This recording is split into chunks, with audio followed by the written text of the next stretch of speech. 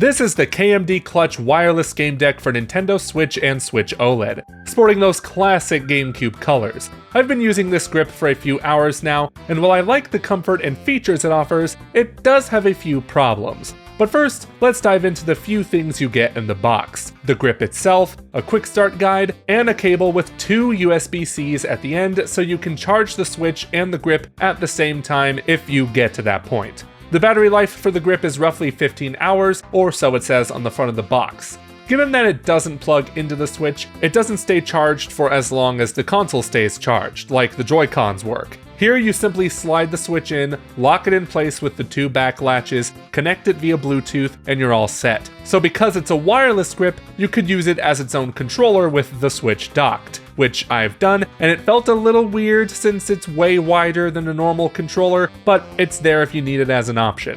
What's cool is that there are 4 cartridge slots subtly placed at the top of the grip, so this could act as kind of a Switch carrying case as well. What's a little annoying is that once the grip is locked in, you can't replace the cartridge without sliding it out, because the cartridge latch doesn't open all the way with it on. It's a slight annoyance, but an annoyance nonetheless. On the back of the grip, there are the programmable MR and ML buttons that can substitute any face or shoulder button. There's even a turbo switch on the bottom left that easily allows any button to act as if you're rapidly pressing it down. If you've never used turbo before, trust me, it could change your life. The lights that emit from the grip can be changed to via another back button, and it can even be turned off completely. Of course, a grip like this has to feel good to hold, and thankfully, it's very comfortable in my large hands, thanks to its great form factor and light weight. I've used similar Joy-Con replacements before, but none of them felt as good as the Clutch does right here. I tested the gyro function with some Splatoon 3, and it works just as well as the Joy-Cons, meaning they didn't make me any better at Splatoon 3.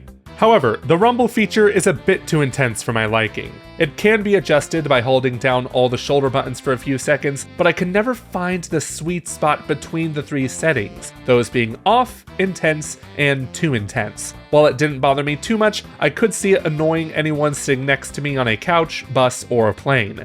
As you can tell, this color scheme is modeled after the GameCube controller, with each button colored accordingly. Even the control sticks feel like they've been taken right off a GameCube controller. Yes, that includes the C-stick, which I have mixed feelings on. On one hand, it feels fine in games that use it for camera control, but it still would have been nice to have the option to select a normal right stick on this specific color scheme. There's another model of this grip with an NES style skin, and it has a regular right control stick. So it's kind of a bummer that the GameCube Style comes with this caveat. Like I said though, it feels fine for the most part. I just know there would be others who prefer having a normal right stick with this style. Either way, GameCube purists will have plenty to enjoy here. Playing Metroid Prime Remastered with the classic control setting, or playing Mario Sunshine with something more resembling a GameCube controller. I'm also happy to report that the D-pad works great with games like Tetris 99 and the Mario vs. Donkey Kong demo.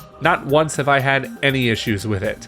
Finally, I wanted to try the Key Linker app with this grip, as it could let me access some advanced settings such as button configuration, joystick controls, and more. I've had trouble trying to map the back buttons, so I hoped this would help make it easier, but for some reason, my phone couldn't connect to the grip via Bluetooth, making the app pretty much useless.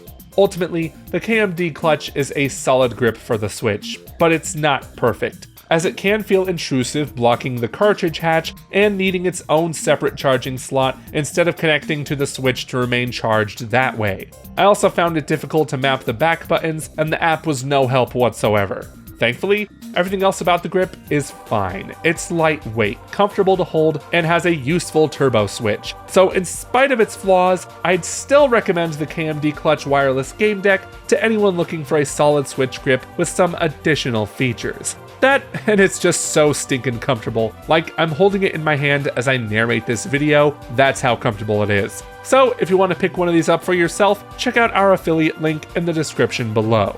Until next time, bye bye.